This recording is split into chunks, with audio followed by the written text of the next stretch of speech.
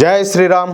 అందరికీ నమస్కారం. Welcome to news అఖండ. నేను మీ కస్తూరి శ్రీధర్. మిత్రులారా, రాహుల్ గాంధీ రోజు రోజుకు పూర్తిగా దిగజారిపోతున్నాడు. అంటే ఏదో ముందంత పెద్ద విలువలతో ఉన్నాడని కాదు, అంటే చెప్పాలంటే రోజు రోజుకి ఇంకా అధపాతాలని వెళ్ళిపోతున్నాడు అనమాట.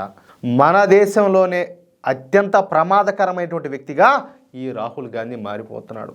కేవలం తాను ఒక నాయకుడిని అని చెప్పుకోవడానికి దేశం మొత్తాన్ని కూడా అతలాకుతలం చేయడానికి విశ్వ ప్రయత్నాలు చేస్తాడు.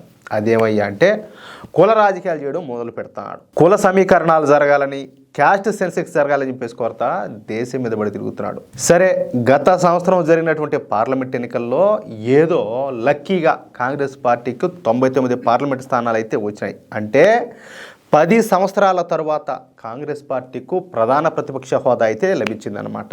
అంతే, ఇక అప్పటి నుంచి ఈ రాహుల్ గాంధీ అసలు ఆట ఆడడం మొదలుపెట్టాడు.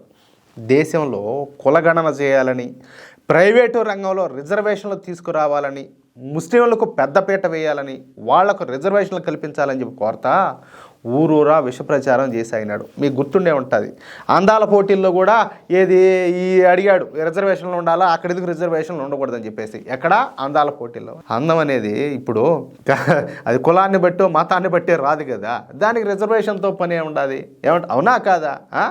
ఎంత చేస్తా ఉన్నప్పటికి కూడా 2024 పార్లమెంట్ ఎన్నికల తర్వాత జరిగినటువంటి ఏ అసెంబ్లీ ఎన్నికల్లో కూడా కాంగ్రెస్ పార్టీ చెప్పుకోదగ్గ విజయం అయితే సాధించలా. గ్యారంటీగా గెలుస్తుంది అనుకున్నటువంటి హర్యానాలో కాంగ్రెస్ పార్టీ ఓడిపోయింది. మహారాష్ట్రలో చూడబోతే డిపాజిట్లు కూడా రాలా. ఢిల్లీలో అయితే ఏకంగా పెద్ద కాదు బండి చక్రం మారి గుండు సున్నా ఒకటి వచ్చింది, దానికే పరిమితం అయిపోయింది. దీంతో కాంగ్రెస్ పార్టీ నాయకులతో సహా కాంగ్రెస్ మిత్రపక్షాలకు ఈ రాహుల్ గాంధీ నాయకత్వం పైన లేని అనుమానాలన్నీ కూడా కలిగినాయన్నమాట. ఎందుకంటే ఈయన పెద్ద అసమర్థుడికి ఈయనకు అంత సీన్ లేదని చెప్పేసి. దీంతో రాహుల్ గాంధీను బహిరంగంగానే విమర్శించడం మొదలుపెట్టినారు. ఎవరో? వాళ్ళ మిత్రపక్షాలు, వాళ్ళ సొంత పార్టీకి చెందిన వాళ్ళే. సరిగ్గా ఈ సమయంలోనే కేంద్ర ఎన్నికల సంఘం బీహార్లో జరగనున్నటువంటి అసెంబ్లీ ఎన్నికల సందర్భంగా సర్ను ప్రవేశపెట్టింది. అంతే, ఇక కేంద్ర ఎన్నికల సంఘం కాంగ్రెస్ ఓటర్ల ఈ ఓట్లను చోరీ చేస్తానని చెప్పి ఓట్ అధికార యాత్ర అనేటటువంటి ఒక దిక్కుమాల యాత్రను ప్రారంభించాడు. ఈ యాత్రను సీరియస్గా కాకుండా ఒక ఉత్సవం లాగా, అదేదో ఒక జాతర చేసినట్టు ఆ విధంగా చేస్తాడనమాట. అయితే ఈ రాహుల్ గాంధీ చేపట్టినటువంటి ఈ ఓట్ అధికార యాత్రకు ప్రజల నుంచి పెద్దగా స్పందన అయితే రావడంలే. ఎందుకంటే సాధారణ ప్రజలకు కూడా ఈ రాహుల్ గాంధీ చెప్పేదంతా కూడా పచ్చి అబద్ధం అని చెప్పి తెలుసు. అందుకే రాహుల్ గాంధీ యాత్రకు పెద్దగా జనాలు అయితే రావడంలే. కానీ ఒక మాట మాత్రం మనం ఒప్పుకోవాలి, అబద్ధపు ప్రచారాలు చేయడంలో రాహుల్ గాంధీని కొట్టేవాడే లేడు. ఆ విధంగా అతికి నెట్టుగా చెప్పే ప్రయత్నం చేస్తానే ఉంటాడు, యుద్ధం చేస్తాడు దాని మీద. సరే, ఎదుటోళ్ళు నమ్ముతున్నారా నమ్మలేదా అనేది కూడా పక్కన పెడితే చెప్పిందే చెప్పి ఏవిలా క్యాసెట్ అరిగిపోయేటట్టు మాట్లాడతాడు. ఆ విధంగా అన్నమాట. దీంతో రాహుల్ గాంధీలో తీవ్రమైనటువంటి అసహనం పెరిగిపోయింది. ఎందుకంటే ఈయన చెప్పే అబద్ధాలు పెద్దగా జనాలు పట్టించుకోవాలా. దానివల్ల పైగా 2 రోజుల క్రితం వచ్చినటువంటి సర్వేలో బీహార్లో బీజేపీ కూటమి అయినటువంటి ఎన్డీఏ కూటమి ఘన విజయం సాధిస్తుందని, కాంగ్రెస్ కూటమి కేవలం 75 స్థానాలకే పరిమితం అవుతుందని సర్వేలో రిపోర్ట్ అయితే వచ్చింది. అర్థమైందా? దీంతో రాహుల్ గాంధీలో మరింత అసహనం పెరిగిపోయింది. దీంతో రాహుల్ గాంధీ ఉచ్చనీచాలన్నీ కూడా మర్చిపోయి తన యాత్రలో పాల్గొనేటటువంటి తన అనుచరుల చేత నరేంద్ర మోడీ గారి తల్లి గారిని నోటికొచ్చినట్టు మాట్లాడేలా, దూషించేలా ప్రోత్సహించాడు. ఇప్పుడు నాకు ఒక అమ్మ ఉండాది, మీకు అమ్మ ఉంటుంది, అలాగే ఆయన కూడా అమ్మ ఉండాది. వాళ్ళ అమ్మని ఎవరైనా అంటే కాదు ఆయన ఒప్పుకుంటాడా? ఒప్పుకోడు కదా. అందులో ఇప్పుడు ఆవిడ ఈ లోకంలో లేని కూడా లేదు. ఎట్లా మాట్లాడిస్తారు? ఆ విధంగా ఎట్లా మాట్లాడతారంటే ప్రపంచం మొత్తం కూడా మెచ్చినటువంటి నాయకుడు నరేంద్ర మోడీ గారు. అలాంటి నాయకుడికి జన్మనిచ్చినామా మహాతల్లి ఆమె. అలాంటి గొప్ప మాతృమూర్తిని దూషించేదానికి అసలు నోరు ఎలా వచ్చింది? మనుషులేనా అసలు అంటాలే? మనుషులా ఇంక లేకపోతే పశువులా? ఏమనాలి ఇట్లాంటి వాళ్ళను? ఈ క్రమంలో ఈ రాహుల్ గాంధీకి చెందినటువంటి అనుచరులు ఈ రాహుల్ గాంధీ యాత్రలో మోడీ గారి తల్లి గారిని నోటుకొచ్చినట్టు తీవ్రమైన వ్యాఖ్యలన్నీ కూడా చేశారు. మోడీ తల్లిగారు చనిపోయినారని కూడా చూడకుండా ఆమెను తీవ్ర పదజాలం ఉపయోగించి దూషించారు. ఇదంతా కూడా ఈ రాహు ఎదురుగానే జరిగింది. అర్థమైందా? కానీ ఈ రాహుల్ గాంధీ వాళ్ళను వారించే ప్రయత్నం కూడా చేయాల. ఇది తప్పు అని చెప్పేసి చెప్పను కూడా. దీనిని కనీసం సరే అప్పుడేదో గుంపులో పోయింది అన్నట్టు ఏదో జరిగిపోయింది అనుకున్నాం, కానీ ఆయన తర్వాత విషయం తెలిసింది కదా, ఈ విషయం తప్పు అని చెప్పేసి ఆయన ఖండించను కూడా ఖండించాల. చూడండి, ఇది ఒక నాయకుడికి కావాల్సినటువంటి లక్షణమేనా? ఇది ఒకసారి మీరు కూడా ఆలోచించండి.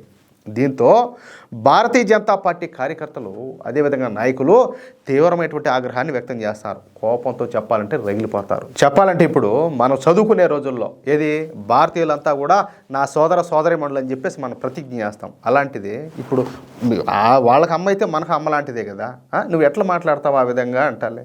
కాబట్టి ప్రతి ఒక్కరు కూడా కోపంతో రగిలిపోతారు. మోడీ గారి తల్లి గారిని దూషించినందుకు రాహుల్ గాంధీ క్షమాపణలు చెప్పాలని చెప్పేసి బీజేపీ కార్యకర్తల నుంచి అదేవిధంగా నాయకుల నుంచి నరేంద్ర మోడీ గారి అభిమానుల నుంచి చెప్పాలంటే నిజమైన ప్రతి భారతీయుడి నుంచి డిమాండ్ అయితే పెరుగుతుంది. ఈ క్రమంలోనే బీహార్ రాజధాని అయినటువంటి ఈ పాట్నాలోని కాంగ్రెస్ ప్రధాన కార్యాలయం పైన బీజేపీ కార్యకర్తలు కర్రలతో దాడి చేసి అక్కడ ఉండేటటువంటి కాంగ్రెస్ నాయకులను కార్యకర్తలను చితకబాదేశారు. అంటే అదుపు తప్పినారు. చూడండి, అంటే తల్లి లాంటిది చెప్పాలంటే ఆవిడ కూడా తల్లే. మరి అలాంటి ఆవిడని ఆ విధంగా మాట్లాడితే కాదు ఉద్రేకం వస్తుంది కదా. ఆ క్రమంలో చితకబాదేశారు. కాంగ్రెస్ కార్యకర్తలను వెంటబడి మరీ తరిగి కొట్టినారు. వీటికి సంబంధించినటువంటి ఒక వీడియో ప్రస్తుతం వెలుగులోకి వచ్చి ఉండదు. అయితే ఇప్పుడు నువ్వు ప్లే చేయొచ్చు కదా అని కొంతమంది అనుకోవచ్చు. యూట్యూబ్ నిబంధనలు అనుసరించి ఆ వీడియోను మేమైతే చూపించలేకపోతున్నాం. దయచేసి మమ్మల్ని మన్నించండి. సరే, ఈ రాహుల్ గాంధీ యాత్ర ఒక వారం రోజుల పాటు ఇంకా సాగనుండాలి.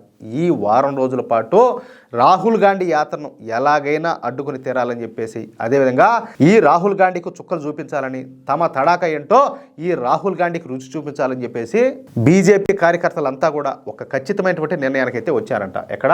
బీహార్లో పరిస్థితి ఎట్టుంటుందో మనకు తెలుసాడు ముందుగానే అంత మొరట గుంపు.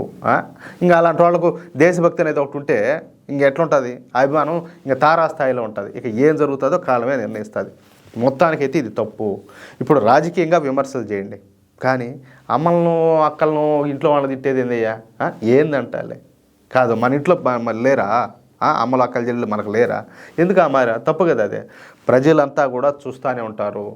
మోడీ గారు ఈరోజు బాధపడినారు. అరే కనీసం ఇప్పుడు నేనేదో రాజకీయాలు చేస్తున్నాను, నువ్వు నా పైన ఏదైనా రాజకీయ విమర్శలు చేయి, నేను కాదనడంలే. ఆయన కూడా కాదనడంలే కదా. అలాంటిది నా తల్లిని ఎందుకు దూషించడము? అందులో నా ఆవిడ ఇప్పుడు ఈ లోకంలో కూడా లేదు. నా తల్లిని ఏ విధంగా ఎందుకు దూషిస్తారని చెప్పేసి ఆయన బాధపడినాడు. ఇప్పుడు ఈ దేశం కోసం అనుక్షణం ప్రతి క్షణం కూడా పరితపించే వ్యక్తి ఆయన. అలాంటి వ్యక్తిని బాధ పెట్టినారంటే అది మంచిదేనా? ప్రతి ఒక్కరు కూడా ఆలోచించుకోవాలా. అదే విషయం అయితే మిత్రులారా, నా మాటలతో మీరు ఏకీభవిస్తే ఈ న్యూస్ కనుక మీకు నచ్చినట్లయితే ఖచ్చితంగా ఈ న్యూస్ను నలుగురికి షేర్ చేయండి. అలాగే ప్రతి ఒక్కరు కూడా మీ యొక్క అమూల్యమైనటువంటి అభిప్రాయాలను కామెంట్ రూపంలో తెలియజేయండి. ఇంకో విషయం ఏంటంటే ఇంతవరకు మీరు కనుక మన ఛానల్ను సబ్స్క్రైబ్ చేసుకున్నట్లయితే ప్రతి ఒక్కరు కూడా మన ఛానల్ను సబ్స్క్రైబ్ చేసుకోండి, సపోర్ట్ చేయండి ప్లీజ్. జై శ్రీరామ్, జై హింద్.